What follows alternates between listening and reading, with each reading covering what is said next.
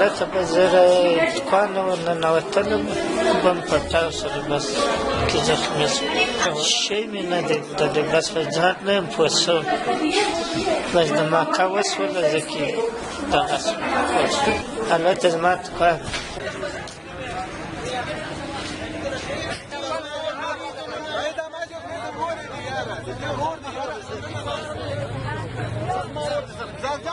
د ده ورور دی یاره په خدای دې شنې ماشوم دی یاره دا شوبای ځای کې دی دا یو څه